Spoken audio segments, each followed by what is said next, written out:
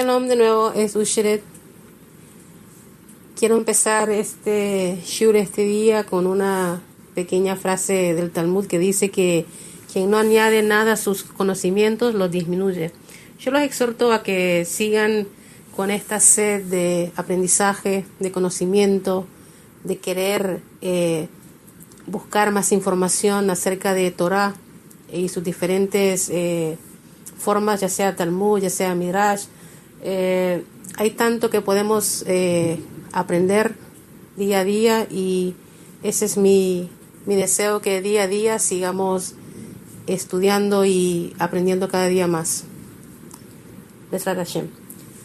Continúo hoy con lo que es historia judía, número 5, con una idea bastante general de lo que fue el personaje de Yosef. Yosef demuestra un patrón clásico. El judío llega empobrecido, trabaja duro y asciende a la cima. Si Jacob se hubiese casado con Rachel, así como él deseaba en un principio, en lugar de ser engañado para que se casase con Lea, quizás Joseph hubiera sido primogénito. Pero a pesar de que Joseph fue el 11º hijo de Jacob, es él quien domina la narrativa de entre los 12 hermanos en su historia. Vemos un gran número de patrones históricos. Para empezar, Yosef tiene una posición clave en la familia como resultado de ser el más esperado de los hijos de Jacob. Su padre parecía demostrar una considerable cantidad de favoritismo y le compró un abrigo especial, lo cual generó celo entre sus hermanos. Sin embargo, sería erróneo ver su comportamiento de manera simplista, como si fuera una típica familia disfuncional. Porque pese a que es cierto que esas grandes personas también cometen errores, dado que están en un nivel espiritual increíblemente alto, debemos mirar de una forma más profunda qué es lo que realmente estaba pasando. Joseph comienza a tener sueños y también los comienza a interpretar. Como sabemos, él tiene un don especial para interpretar sueños y sus sueños e interpretaciones son acertadas y proféticas. Por ejemplo, le dice a sus hermanos que un día se inclinarán ante él, lo cual efectivamente ocurre años más tarde. Pero para sus hermanos, sus sueños parecían ser delirios de grandeza. Y como ellos saben que son la familia de la cual saldrá una nación que tendrá como misión cambiar el mundo, probablemente pensaron que Joseph estaba poniendo en peligro el futuro de la humanidad. Ellos bien conocían la historia familiar. En cada generación hubo una oveja negra, primero Ismael, después Esab, por lo que es posible que hayan concluido que Joseph era el malvado de su generación. Contemplaron la opción de matarlo, pero finalmente terminaron vendiéndolo como esclavo. Le quitaron su fino abrigo, lo mancharon con sangre de cabra y se lo llevaron a Jacob, haciendo parecer como que Joseph había sido asesinado por un animal salvaje. Mientras tanto, Joseph fue llevado por una caravana de ismaelitas a Egipto, donde se convirtió en el esclavo de un hombre de la realeza llamado Potifar. Antes de proseguir, es importante analizar cómo era Egipto en aquella época histórica. Habiendo sido Egipto la segunda gran civilización de la historia, la primera fue la civilización de Mesopotamia, que describimos anteriormente. Geográficamente, Egipto en su mayoría era desierto, excepto por el río Nilo. El Nilo es el río más largo del mundo y si no fluyera por Egipto, el país sería una pura arena. En la antigüedad, solo el 3% de Egipto era tierra habitable y arable. Un desierto enorme es una gran barrera de defensa natural, lo cual hacía que Egipto estuviese totalmente desolado y que fuese virtualmente imposible de invadir. Los hicsos que lo invadieron una vez, luego los asirios y finalmente Alejandro Magno, pero estas son las únicas 3 veces en 3000 años. Egipto fue la civilización humana que más persistió en la historia y sufrió muy pocos cambios en sus 3 milenios de existencia.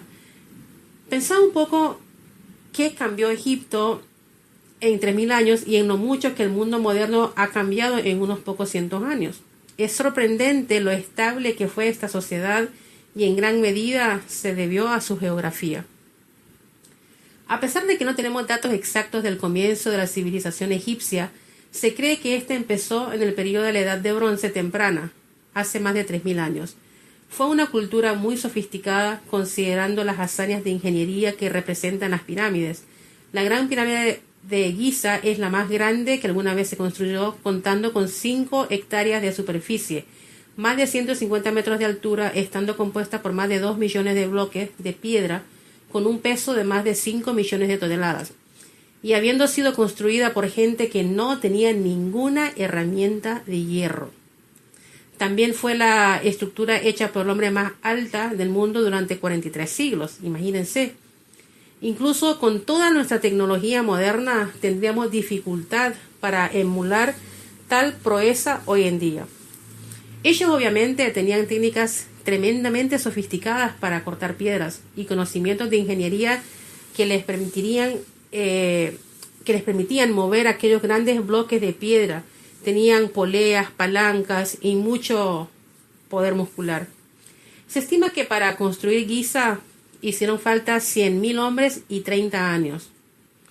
¿Por qué poner tanto esfuerzo en construir una tumba? Porque los egipcios eran muy sofisticados espiritualmente.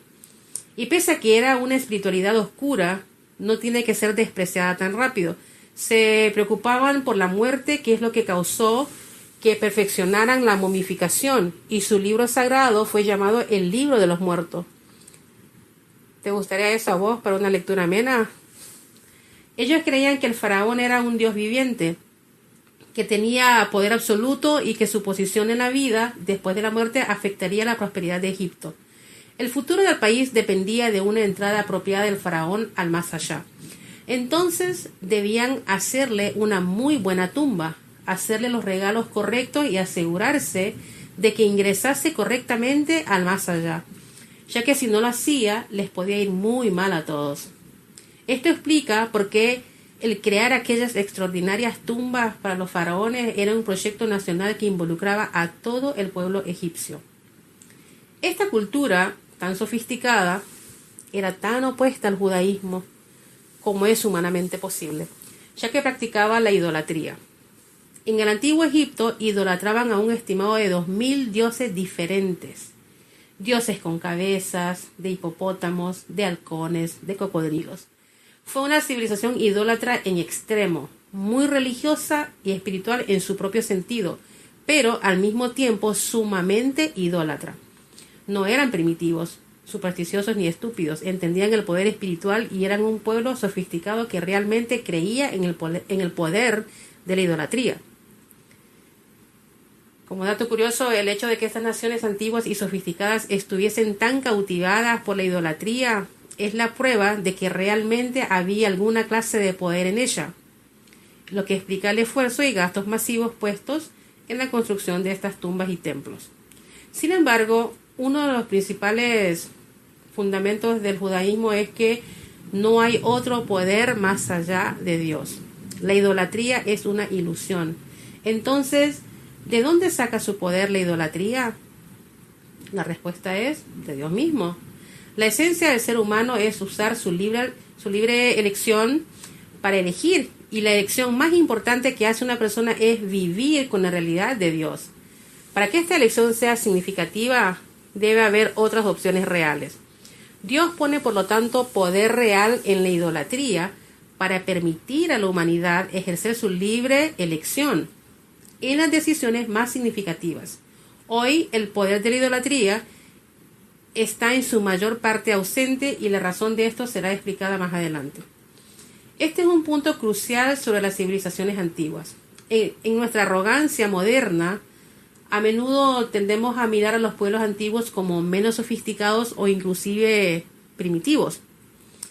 Tenemos ciencia y tecnología modernas que tenía hace miles de años, pero nada puede estar más lejos de la verdad. El conocimiento de las civilizaciones antiguas de ingeniería, matemática, astronomía, medicina, etc., era a menudo muy impresionante.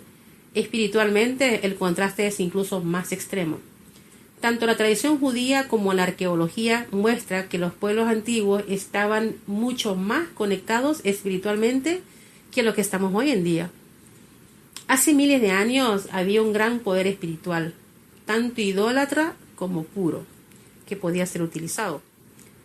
Hoy en día hemos perdido ampliamente esta conexión. Esto explica por qué las civilizaciones antiguas ponían mucho esfuerzo en la religión y en las construcciones religiosas, y por qué en la Biblia se dice que la idolatría tenía una atracción tan poderosa. La tradición judía enseña que el antiguo Egipto, además de ser un lugar de idolatría, era un lugar de inmoralidad, un lugar muy licencioso. Entonces, arrojar al joven Joseph a ese ambiente era malo, muy malo. Habiendo sido separado de la influencia monoteísta de su familia a una edad temprana, creo que tenía 17 años cuando fue vendido como esclavo, Joseph tenía una gran desventaja en una sociedad libertina. Era muy apuesto. Y la esposa de su amo, la señora Potifar, lo encontraba muy atractivo. Además de eso, Joseph tenía muchas virtudes. Era un chico muy inteligente y trabajador, y se elevó desde su posición de simple esclavo adolescente a ser la cabeza del hogar de Potifar. Este es el clásico patrón histórico de los judíos en la diáspora, que será repetido una y otra vez por miles de años. Llegar pobre a una tierra extranjera, hacerle frente a una mala situación, trabajar duro y rápidamente elevarse a la cima. Ahora, la esposa de Potifar no estaba tan contenta de que Joseph rechazase sus propuestas. Eventualmente, ella buscó un momento en el que todos estuviesen fuera de casa asistiendo a una celebración nacional y trató de arrancarle sus ropas, pero él logró escapar. La mujer estaba indignada, lo acusó de violación, y Potifar llegó a casa, su esposa le contó la mentira y Joseph terminó en prisión. Ahora Joseph, que era el sirviente principal, de nuevo estaba en el fondo. Este es el judío en la diáspora. Llegan a un país, se elevan, caen y tienen que empezar de nuevo en algún otro lugar. Joseph ahora estaba en prisión, pero ascendió con mucha rapidez hasta ser el prisionero principal. Otra vez vemos el patrón del judío. Incluso como prisionero no lo puedes mantener abajo. Luego fueron puestos en prisión el ministro de copas y el panadero del faraón, quienes tuvieron extraños sueños estando allí. Ahora, como sabemos que Joseph era el experto interpretador de sueños, no es sorprendente que interpretase dichos sueños y que le dijera al ministro de copas que el faraón lo iba a reincorporar a su posición, y al panadero que le iban a cortar la cabeza, y eso es exactamente lo que ocurrió. Cuando el ministro de copas fue liberado de la prisión, Joseph le pidió que hablase bien de él con el faraón, para que lo liberasen. ¿Pero qué ocurrió? El ministro de copas se olvidó de él, y Joseph se quedó en prisión por 2 años más. Incluso en este pequeño detalle hay un patrón para el futuro. Históricamente, los judíos no han podido contar con ayuda dentro del mundo no judío. Es raro que un no judío ofrezca ayuda a los judíos en tiempos de necesidad. Para la gente que vive en Israel, todos conocen, imagino, el Memorial Nacional de Israel de Holocausto en Jerusalén, Yad Vashem. Hay plantados aproximadamente 6.000 árboles, si no estoy equivocada. Estos árboles son conocidos como el bosque de los justos de las naciones. Los árboles fueron plantados en reconocimiento a los no judíos que ayudaron a los judíos durante el Holocausto, a menudo a pesar del alto riesgo que corrían. Hasta hoy, Yad Vashem ha recopilado una lista de aproximadamente 21.000 personas indicadas como justos de las naciones. Esto es muy hermoso, pero también tiene un lado triste. Cientos de millones de personas vivían en Europa durante el Holocausto y sin embargo solo una pequeña fracción movió un dedo para ofrecer asistencia. Eso lo sabemos. Luego, el faraón mismo tuvo un par de sueños perturbadores. Soñó con 7 vacas gordas que salían del Nilo y eran devoradas por 7 vacas flacas. Y después soñó con 7 grandes espigas de trigo que eran devoradas por 7 espigas pequeñas. Y esto lo tenía sumamente perturbado. Y créame que si el faraón, un dios entre comillas viviente en la tierra, no podía dormir, nadie en Egipto tampoco iba a dormir. El faraón convocó a todos sus brujos, adivinos y astrólogos, pero ninguno de ellos logró entender de qué se trataba el sueño. Entonces el ministro de copas dijo: recuerde que había un joven judío en prisión que interpretaba sueños. Esto, dicho sea de paso, es el máximo triunfo judío en la historia. Sacaron a Joseph de prisión, lo bañaron, lo afeitaron y lo llevaron delante del faraón. Cuando escuchó el sueño, Joseph le dijo al faraón: van a haber 7 años de abundancia seguidos por 7 años de hambruna. ¿Qué debo hacer?, preguntó el faraón. Joseph le respondió: debes almacenar todo el grano de Egipto, de forma tal que cuando la hambruna te golpee, tendrás reservas de comida. Joseph delineó todo un plan de preparación para la escasez, y el faraón le dijo: como vos fuiste quien lo pensó, vos serás quien lo lleve a cabo. Y así como Joseph se convirtió en virrey, lo cual significa en la práctica que Joseph era el hombre más poderoso en términos de infraestructura de todo Egipto, que a su vez era el imperio más poderoso de la época. ¿Qué te parece ese ascenso de prisionero a virrey? ¡Wow! Se casó con Osnat, la hija de Potifar. Aquí también vemos patrones importantes para el futuro. A lo largo de la historia, cuando el pueblo judío se eleva, esa elevación puede ser dramática. Y dentro de esta idea vemos otro patrón. La situación en la que el pueblo judío se puede encontrar para bien o para mal puede cambiar de un momento a otro. Ejemplos dramáticos de cambios para peor se pueden ver en la expulsión de los judíos de España en 1492 y también en las leyes de Nuremberg en Alemania en 1935. Antes de que llegase la hambruna, Joseph tuvo 2 hijos, Menashe y Efraín. Hasta hoy en día los judíos observantes bendicen a sus hijos todos los viernes por la noche. Las niñas reciben una bendición para que sean como Sarah, Rivka, Rachel y Lea, las grandes matriarcas de la Biblia. Uno asumiría que los niños deberían recibir la bendición de ser como Abraham, Isaac y Jacob, los grandes patriarcas, pero en cambio se les dice que sean como Efraín y Menashe. ¿Por qué? ¿Por qué esto? Primero, porque a diferencia de los hermanos previos en la Biblia, Caín y Abel, Ismael e Isaac, Jacob e Esau, e incluso Joseph y sus hermanos, ellos se amaban el uno al otro y no habían celos entre ellos. Los celos de los hermanos de Joseph casi le causan la muerte. A medida que viajamos por la historia judía, vemos que una de las debilidades más grandes del pueblo judío es el sinat hinam, el odio injustificado de un judío hacia otro. Este odio es una de las fuerzas motivadoras detrás de la desunión en el pueblo judío hasta hoy. Es un defecto frecuente en el pueblo judío a través de la historia. Su fuente primaria está arraigada en la rivalidad y celos que constantemente asedían al pueblo judío. Efraín y Menashe son el modelo de amor incondicional esencial para la unidad judía y el éxito del pueblo judío. Esta es precisamente la razón por la que yo, en lo particular, soy gran partidaria de que todos los judíos religiosos seculares o en el medio aprendan las leyes de la Lashon Hara, hablar correctamente. La pluma es más poderosa que la espada y el daño que causa la calumnia es incalculable. El hablar apropiadamente no es solo para los judíos, es la base de toda sociedad civil. Hay otra lección extremadamente importante que necesitamos aprender de estos hermanos.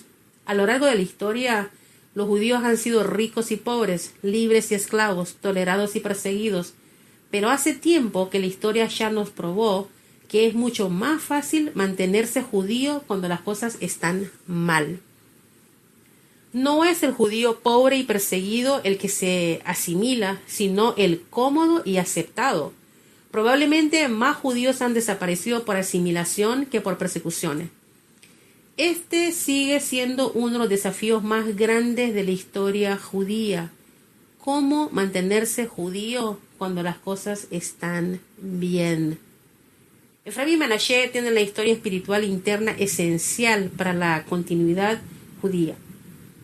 Estos chicos crecieron como hijos del virrey, por lo que fácilmente se podrían haber asimilado y haber sido niños consentidos egipcios. Sin embargo, es claro que crecieron con ideas completamente fieles al prototipo de judío pese a estar en un ambiente increíblemente hostil. Ahora que Joseph era virrey, el escenario estaba armado para que sus sueños anteriores se volviesen realidad. Aquellos en los que vio a sus hermanos reverenciándose ante él, y ciertamente eso es lo que ocurrió posteriormente. Para remediar la enemistad familiar, Joseph creó el escenario para una gran prueba. Justo en el medio de la historia de Yosef sucede algo muy interesante en la Torá. De repente, la historia se detiene. Abandonamos a Yosef y regresamos a la tierra de Canaán para relatar la historia de Yehudá, el cuarto de los 2 hermanos, quien era un líder natural en la familia. Y no es claro en primera instancia por qué necesitamos conocer esta parte de la vida de Yehudá en un momento de la narrativa. Por ejemplo, si vamos a Bereshit, capítulo 38, podemos ver toda esta historia. Nos enteramos de que Yehudá se casó con una mujer que dio a luz a 3 hijos. El mayor se casó con una mujer llamada Tamar y luego murió. En la ley judía existe un concepto llamado ibum. Si un hombre muere sin hijos, es un mandamiento que su hermano se case con una viuda para perpetuar su nombre. Tengo entendido que esta ley tiene muchos detalles en lo que yo no quiero entrar, pero la costumbre de ibum creo que no se practica en el mundo judío moderno. Como consecuencia, el segundo hijo se casó con Tamar y también murió. Tamar estaba por casarse con el tercer hermano, pero Yehudá trató de evitarlo, ya que temía la misma suerte para sus hijos menores. Al darse cuenta de que Yehudá no iba a respetar la ley y viéndose envejecer sin hijos, Tamar decidió hacerse cargo del asunto. Tal cual lo cuenta la Torá, Tamar se disfrazó de prostituta y esperó que Yehudá pasase a su lado. Yehudá le prometió una cabra en pago por su servicio. Ella retuvo su bastón y su sello como garantía, pero cuando él llegó con la cabra, la prostituta no se encontraba por ningún lado. Poco después se descubrió que Tamar estaba embarazada y fue sentenciada a muerte por su promiscuidad. A pesar de su situación, Tamar no avergonzó a Yehudá. Ella no reveló que él era el padre de su hijo. En cambio, le envió el bastón y el sello con el siguiente pedido: por favor, reconoce a quien pertenece esto. Esas son las mismas palabras que Yehudá le había dicho a su padre, Jacob, cuando después de haber vendido a Yosef como esclavo, él y sus hermanos tomaron el abrigo de Yosef y lo salpicaron con sangre de cabra. En ese entonces había dicho que Yosef probablemente había sido devorado por animales salvajes. Con este lenguaje paralelo, a Yehudá se le estaba dando un indicio de que su rol de líder en la venta de su hermano fue un terrible error. Y Yehudá confesó: ella es más recta que yo. Con su confesión de culpa, Yehudá se convirtió en la primera persona en la Torá en aceptar la responsabilidad voluntariamente, transformándose así en el ejemplo máximo del arrepentimiento sincero y absoluto. En este aspecto es el modelo de líder judío, y el manto de la realeza pertenecerá por siempre a la tribu de Yehudá. Sus descendientes, que vienen de la relación con Tamar, serían el rey David y el rey Salomón, como también el Mesías, que vendrá al final de los días. A pesar de que la historia de Yehudá y Tamar es atípica, el hecho que sea mencionada ilustra otro aspecto único de la Torá. En general hay muy poco registrado sobre este periodo de tiempo, y lo poco que sí se ha encontrado está muy lejos de lo que llamaríamos historia objetiva. Un buen ejemplo es el registro de los reyes de la Mesopotamia. De acuerdo a estos registros, la genealogía de estos reyes llega hasta los dioses, y los reyes mismos son generalmente descritos como legisladores perfectos. Por otro lado, la Torá es única por su objetividad y por su trato hipercrítico, tanto respecto al pueblo judío como a sus líderes. Como el propósito de la Torá es educar, nada es pasado por alto o encubierto. No hay cosas bajo la alfombra. Todos son ubicados en primera fila para que los vean. El escritor judío inglés Israel Samuel lo expresó hermosamente. La Torá es un libro antisemita. Israel es el villano y no el héroe de su propia historia. Única entre las epopeyas, está ahí para buscar la verdad y no para enaltecer grandes héroes. La escena ahora estaba lista para el arrepentimiento de los hermanos y su reunión con Yosef. Mientras tanto, había llegado la hambruna, y no afectó solo a Egipto, sino que también a todo el antiguo Medio Oriente. Pero Egipto, gracias a la previsión de Yosef, era el único lugar que tenía granos almacenados. Jacob envió a Egipto a los hermanos de Yosef en busca de provisiones, conservando solo a uno de sus hijos con él. Ignorando que Yosef seguía vivo, Jacob tenía miedo por la seguridad de Benjamín, quien era hermano de Joseph también por el lado materno y único hijo sobreviviente de Rachel, la esposa favorita de Jacob. Los hermanos llegaron a Egipto y se reverenciaron ante el virrey sin darse cuenta de que en realidad se trataba de su hermano perdido, a quien habían vendido ellos mismos como esclavo. Después de todo, cuando lo vendieron, él era un chico de apenas 17 años y ahora tendría casi 40 y estaba vestido como el virrey de Egipto. A esta altura de la narrativa, Joseph podría tranquilamente haberse revelado, pero no lo hizo. En cambio, mantuvo su identidad en secreto y colocó a sus hermanos en uno de los dramas más interesantes y emocionantes de toda la Torá. Joseph se dio cuenta que el odio de sus hermanos le había presentado un peligro mortal en el pasado, y que si era dejado sin tratar sería un peligro eterno para el pueblo judío en el futuro. A menos que reconocieran su error, sintieran remordimiento y cambiaran, este odio podría reaparecer durante toda la historia. Él sabía que debía forzar a sus hermanos a hacer teshuvá, o sea, arrepentirse. Maimónides, el gran sabio judío medieval, explica el camino judío para el arrepentimiento. Primero, debes reconocer que te has equivocado. Luego, debes comprometerte a nunca hacerlo de nuevo. Pero el verdadero desafío es cuando te encuentras en la misma situación y no repites tu error. Solo ahí habrás probado que cambiaste en realidad. Eso es exactamente lo que sus hermanos debían hacer, y Joseph se dio cuenta que tenía una gran oportunidad para poner a sus hermanos en la misma situación, cosa de lograr que tomasen responsabilidad por sus errores pasados y erradicasen el daño que causaron por sus celos fraternales. Entonces, primero los acusó de ser espías. Ellos insistieron que no lo eran, argumentando que tan solo eran un grupo de hermanos de la misma familia y que en su casa estaban su padre y otro hermano. Si esto es verdad, dijo Joseph, deberían volver y traer con ustedes al otro hermano. Ahora los hermanos estaban empezando a entender que todo esto les había ocurrido por lo que le hicieron a Joseph. Ahora tenían que traer a Benjamín, y bien sabían que si algo le ocurría a él, eso mataría a su padre. Pero Joseph insistió y los hizo volver para que trajesen a Benjamín. Después puso una copa de plata en la bolsa de Benjamín y los acusó de robo. Sin embargo, ofreció dejar a los hermanos en libertad y castigar solo a Benjamín, tomándolo como esclavo. Esta era la prueba. ¿Qué iban a hacer los hermanos ahora? ¿Le darían la espalda a su hermanito para salvarse ellos? Pero ellos habían cambiado y no cometerían el mismo error. Yehudá discutió fervientemente y se ofreció a sí mismo como esclavo en lugar de Benjamín. Es interesante notar que los Midrashim indican que, aunque los hermanos deseaban luchar por Benjamín, también sospecharon en algún nivel que él era un ladrón. Pareciera ser que en el momento en el que alcanzamos el clima de la historia, los hermanos no habían trabajado totalmente en su odio y desconfianza, pero Joseph ya no podía contenerse más.